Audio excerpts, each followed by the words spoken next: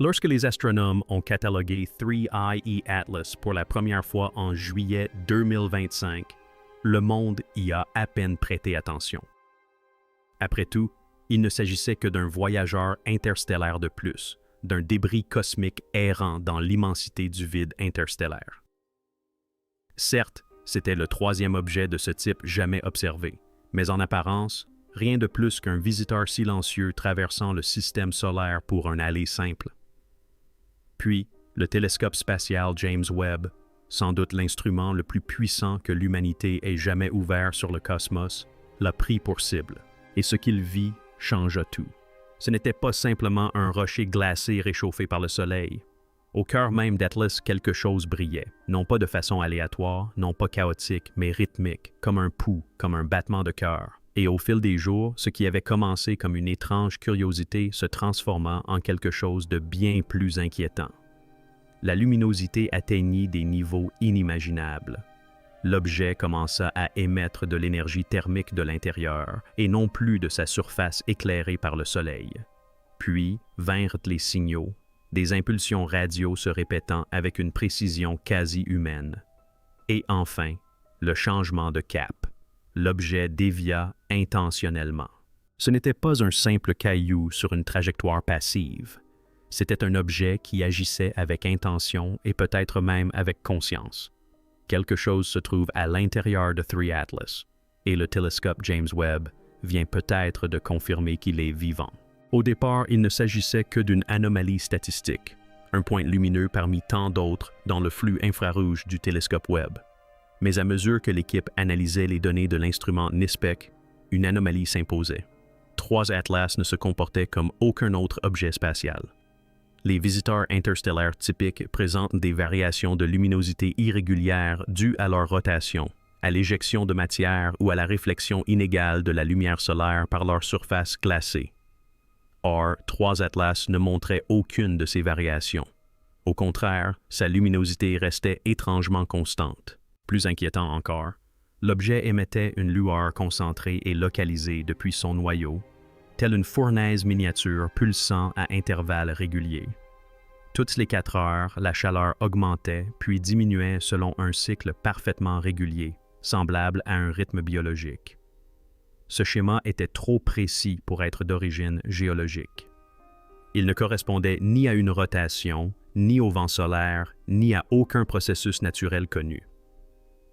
Cette lueur provenait des profondeurs de l'objet, totalement insensible aux variations de l'angle d'incidence de la lumière solaire et à la distance qui le séparait du Soleil. Les scientifiques ont parlé d'anomalie thermique, mais en catimini, certains murmurèrent un autre mot, battement de cœur. Le pouls était lent, régulier et mécanique, résonnant non pas comme le rayonnement d'une étoile, mais comme le souffle d'un moteur dans l'espace profond. Quelque chose à l'intérieur de cet objet générait une énergie interne indépendante des forces extérieures. Et pour ceux qui étudiaient ces schémas, une question terrifiante commença à se poser. Quel genre d'objet s'alimente dans l'obscurité? Face à l'évidence des données thermiques, des radioastronomes se sont joints à l'enquête.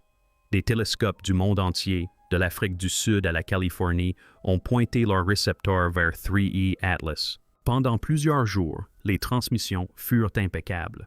Puis survint la percée. Le réseau de télescopes Allen détecta un faible signal à bande étroite, une impulsion régulière apparaissant toutes les 4 heures, parfaitement synchronisée avec les surtensions thermiques détectées par le réseau. Au début, le scepticisme était de mise. S'agissait-il de bruit, d'un écho, d'interférences locales? Mais alors que les heures se transformaient en nuit, puis en semaines, le signal restait imperturbable. Il était stable, précis et d'une persistance incroyable. L'impulsion n'était pas seulement présente, elle s'adaptait, présentant de minuscules variations en phase avec les fluctuations du vent solaire. Plusieurs stations ont confirmé ce même schéma, écartant ainsi toute erreur d'équipement ou toute source artificielle. Et la répétition. C'était trop mathématiquement parfait. L'analyse de Fourier a révélé une onde porteuse stable, sans équivalent dans l'espace. C'était comme si quelque chose à bord d'Atlas 3 était non seulement actif, mais tentait d'émettre un signal. Les équipes ont essayé de le faire correspondre à des sources d'impulsion connues, des étoiles à neutrons et au rayonnement de fond cosmique. mais tous les tests se sont révélés négatifs. Il ne restait plus d'explication naturelle. Le dernier test consistait à envoyer un message simple, une série de nombres premiers, d'éléments du tableau périodique et de constantes mathématiques fondamentales.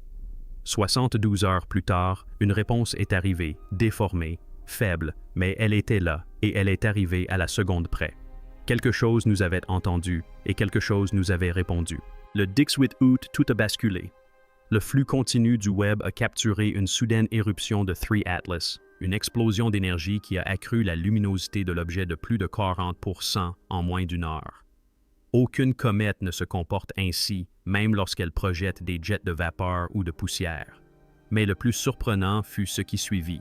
Un recalibrage de la trajectoire de l'objet a révélé une correction de cap subtile, mais indéniable. 3 Atlas ne dérivait plus, elle se dirigeait. Ce changement l'a rapproché du plan de l'écliptique du système solaire, l'alignant plus précisément avec les planètes telluriques. Les modélisateurs orbitaux de l'Agence spatiale européenne, dirigés par Marco Mascelli, ont relancé des simulations tentant d'attribuer la manœuvre à un dégazage ou à d'autres processus physiques. Mais les calculs ne collaient pas. La poussée nécessaire à un tel changement était bien supérieure à celle que pourrait produire n'importe quel jet de gaz naturel. Plus révélateur encore, l'irisation et le changement de trajectoire se sont produits simultanément, comme si l'un avait déclenché l'autre. Jamais une comète, un astéroïde ou un objet interstellaire connu n'a modifié sa propre trajectoire. Pas de cette façon, pas intentionnellement. Si quelque chose à bord de 3 Atlas réagissait à nous, à notre signal, à nos instruments, à notre présence, alors il ne s'agissait plus d'une simple observation. C'était une rencontre. Et quel que soit le dispositif pilotant cet objet, il venait d'effectuer son premier mouvement. Après l'éruption et le changement de trajectoire, l'attention s'est portée sur la composition de l'objet. L'analyse spectroscopique a été accélérée dans tous les grands observatoires. L'équipe de Johns Hopkins, dirigée par Carey Liss, a commencé à analyser chaque longueur d'onde disponible. Leurs découvertes ont décuplé le mystère. Si des éléments cométaires communs comme la glace d'eau, le CO2 et le carbone étaient présents, ils étaient masqués par des raies d'absorption jamais observées auparavant dans la nature. Certains indices révélaient la présence d'alliages métalliques, notamment de terres rares utilisées dans la fabrication de pointes sur Terre. D'autres laissaient entrevoir des matériaux quantiques théorisés en laboratoire, mais jamais observés en dehors des publications de physique spéculative. Il ne s'agissait pas de composés cosmiques aléatoires. Ils étaient conçus, structurés à l'échelle moléculaire pour se comporter d'une manière impossible pour les matériaux naturels. Certaines réflexions dans le spectre infrarouge imitaient les profils optiques de métamatériaux conçus pour courber la lumière, du même type que ceux utilisés dans les technologies furtives. En résumé, 3I Atlas n'était pas seulement actif. Il ne se contentait pas de réagir. Il a été construit avec une précision inégalée par l'humanité. Et si les matériaux sont synthétiques et les signaux intentionnels, la question n'est plus de savoir ce qu'est 3-2 Atlas, mais plutôt qui l'a construit et pourquoi il est là. Tandis que l'analyse spectrométrique se poursuivait, les chercheurs du laboratoire spatial lointain de Caltech ont commencé à expérimenter la cartographie passive des signaux, en écoutant essentiellement 3 atlas sur plusieurs longueurs d'onde simultanément pour détecter toute résonance structurelle. Leur découverte a bouleversé la communauté scientifique. L'objet n'émettait pas seulement des impulsions radio.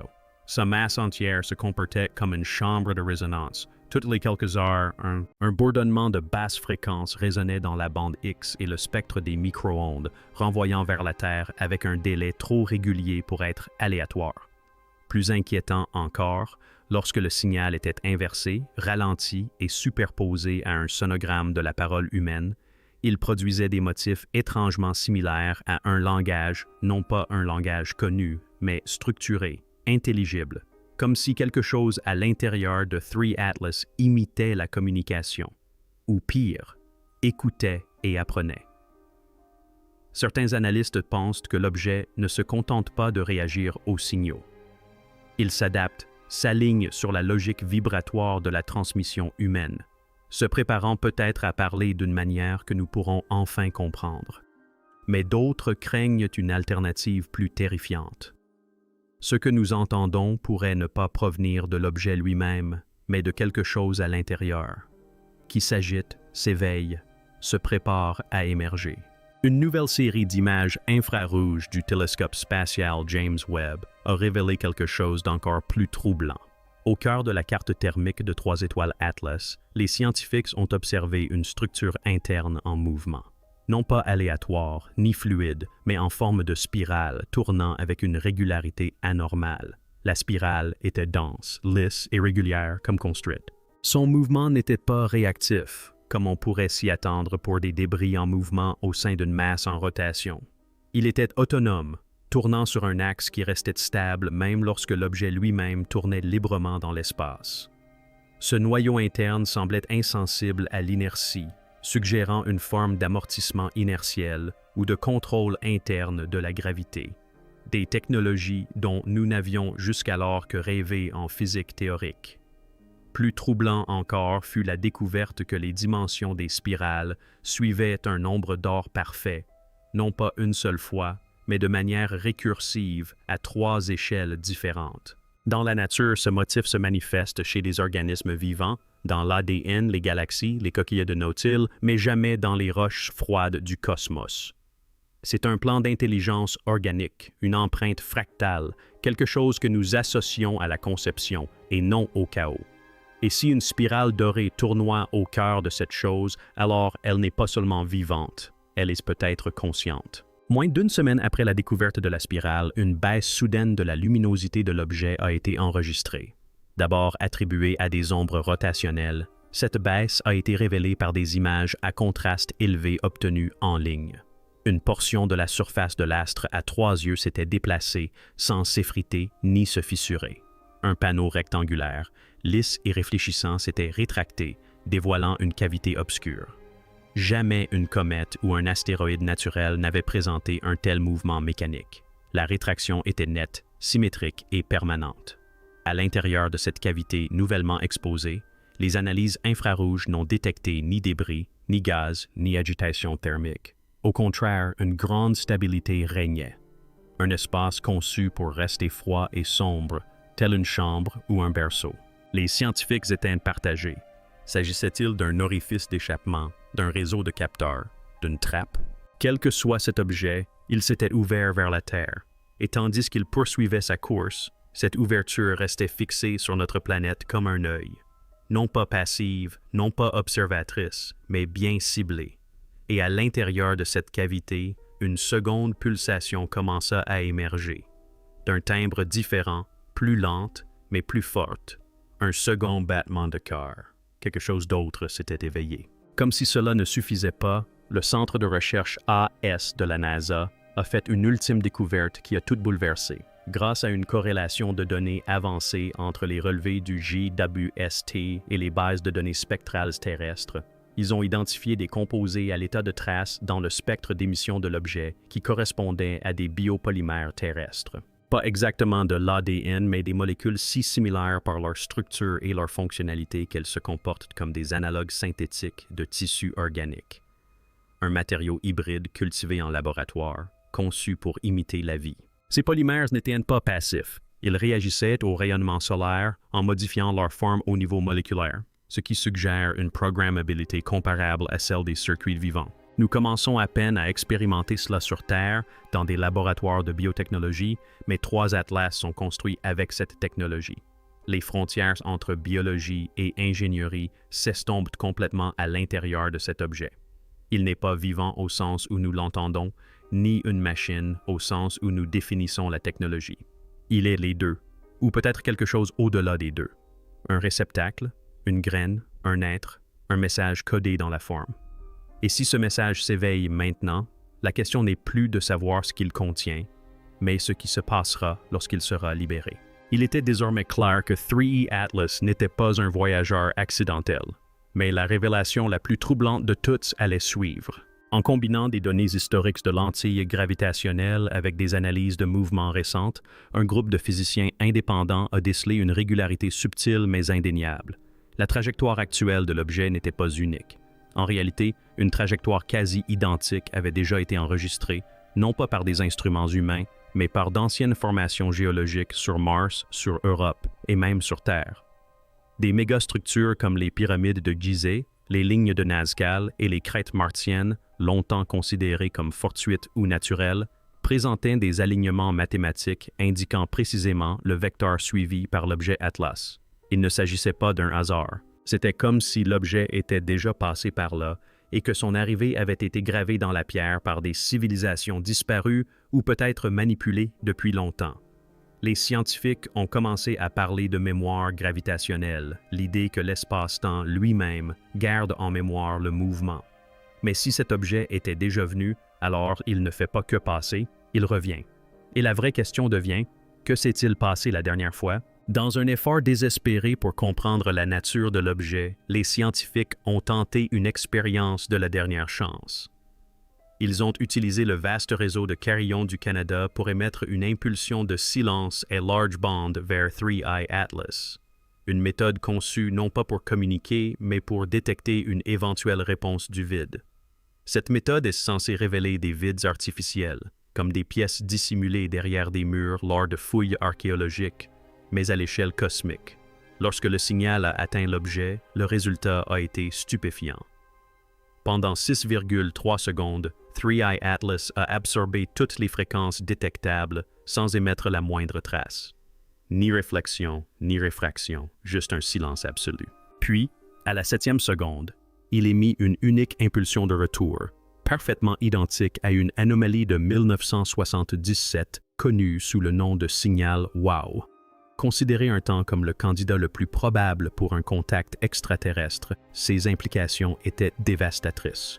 Soit l'objet avait capté ce signal à travers le temps et l'avait délibérément rediffusé, soit il était la source originelle de la transmission. Soudain, ce que nous pensions être un voyageur cosmique devint un point d'origine possible du contact, un fantôme rediffusant son propre message.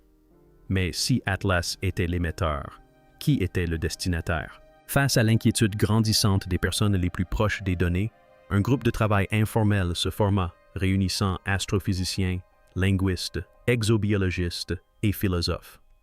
Leurs découvertes, bien que non publiées, circulèrent dans les milieux scientifiques clandestins. Les motifs encodés dans les impulsions de l'objet n'étaient pas aléatoires. Ils suivaient une structure symbolique connue sous le nom de grammaire universelle récursive, un système de signification qui transcende le langage, les mathématiques et la biologie. En substance, il s'agissait d'un modèle pour l'intelligence elle-même. Plus inquiétant encore, ce modèle a montré des signes d'autoréférence émergente. Autrement dit, il ne se contentait pas de communiquer, il parlait de lui-même. Les chercheurs pensent que l'Atlas à 3 yeux pourrait contenir une conscience non humaine, non pas stockée dans des bases de données ou des circuits, mais inscrite dans la géométrie, la lumière et la résonance. L'objet n'est pas simplement vivant. Il pourrait avoir conscience de notre existence non seulement parce que nous l'avons observé, mais parce qu'il nous avait déjà intégrés à sa conception, comme si son voyage à travers notre système solaire avait toujours été destiné à susciter une reconnaissance non pas de notre part, mais de l'intérieur, comme s'il était rentré chez lui. Puis vint le dernier rebondissement. Les observatoires du monde entier commencèrent à signaler un phénomène encore plus inattendu, de subtiles variations dans la position des étoiles, non pas importantes, ni immédiatement visibles, mais bien réelles. Les étoiles fixes qui guident tout, des satellites GPS aux navigateurs de l'Antiquité, s'étaient déplacés de fractions de secondes dark. Trop petits pour affecter le quotidien, mais suffisamment grands pour déclencher des alarmes dans tous les modèles astrophysiques. Une fois triangulés, les distorsions convergent et déforment les signatures temporelles à proximité de 3 Atlas. Une équipe de l'Université de Tokyo a effectué des simulations prédictives et abouti à une conclusion glaçante. L'objet ne se contente pas de déformer la lumière ou la gravité. Il courbe subtilement l'espace-temps autour de lui. Insuffisamment pour former un trou de verre ou un trou noir, mais suffisant pour suggérer une manipulation localisée de la trame de la réalité. Seuls les trous noirs sont connus pour en être capables. Mais 3 Atlas ne dévore pas. Elle orchestre tout. Elle remodèle le ciel non par simple effet secondaire, mais comme un message inscrit à travers les étoiles. quelque chose émerge, et cela réécrit non seulement notre connaissance du cosmos, mais aussi la façon dont le cosmos nous a toujours perçus. Alors que les données des 3 télescopes Atlas continuaient d'affluer, une équipe du CERN a tenté une approche radicale. Ils ont injecté des impulsions de signal dans les objets à l'aide d'un modèle de résonance harmonique, généralement utilisé pour prédire la décohérence quantique lors de collisions de particules. Le résultat a stupéfié tout le monde. Les émissions des objets ont créé des structures harmoniques parfaites lorsqu'elles ont été cartographiées dans un espace de phase multidimensionnel, un phénomène qui ne se produit que dans des systèmes physiques extrêmement précis, comme les instruments de musique ou les horloges atomiques. Mais lors d'une session le 2 septembre, le signal s'est effondré en un bruit chaotique avant de se reformer quelques secondes plus tard en un tout nouveau mode harmonique. Il ne s'agissait pas d'un dysfonctionnement, mais d'une modulation. L'objet aurait détecté l'analyse et réagi en modifiant sa structure interne pour éviter toute reconnaissance de forme. Ce niveau de conscience n'est pas seulement réactif, il est adaptatif, à l'image d'une intelligence vivante protégeant ses secrets les plus profonds. Les chercheurs ont commencé à désigner ce moment comme le voile, car il s'agissait du premier indice que 3 atlas n'étaient pas simplement observés. Ils décidaient de ce que nous étions autorisés à voir. À mesure que la vitesse et la trajectoire de l'objet étaient affinées, un constat profondément troublant est apparu. Selon la mécanique orbitale et les contraintes astrophysiques connues, 3I Atlas aurait dû provenir d'une région de l'espace interstellaire située à près de 100 années-lumière. Or, compte tenu de sa vitesse et de sa trajectoire actuelle, il lui aurait fallu plus de 500 ans pour arriver jusqu'ici, à moins d'une accélération à un moment donné. Mais aucune décélération n'a été observée lors de son entrée dans le système solaire. Aucune source de carburant détectable, aucune queue ionique compatible avec une propulsion, rien. Les calculs étaient impossibles, à moins que le temps lui-même n'ait été altéré. Une petite équipe du MIT a proposé une théorie audacieuse. 3 atlas auraient pu utiliser la dilatation du temps pour traverser l'espace plus vite que la lumière, non pas en brisant la relativité, mais en la contournant. Cela en ferait non pas un simple visiteur d'un autre système stellaire, mais un voyageur temporel. Quelque chose qui a traversé le temps aussi facilement que l'espace.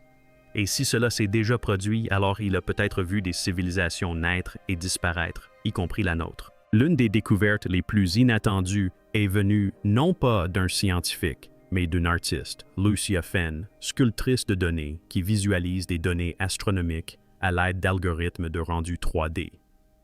En traçant la géométrie structurelle de la résonance interne de l'objet à partir des données harmoniques précédentes, elle remarqua quelque chose qui la sidéra.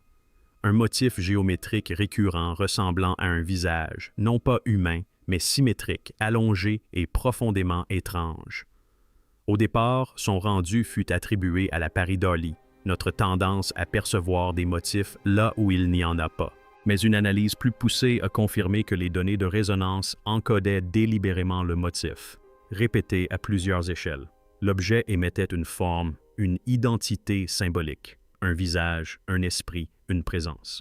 Créateur, pilote, représentation de l'intelligence intérieure. Nul ne pouvait le dire. Mais désormais, le message n'était plus mathématique ni mécanique. Il était visuel, émotionnel. Il cherchait à être reconnu et le visage lui-même le fixait.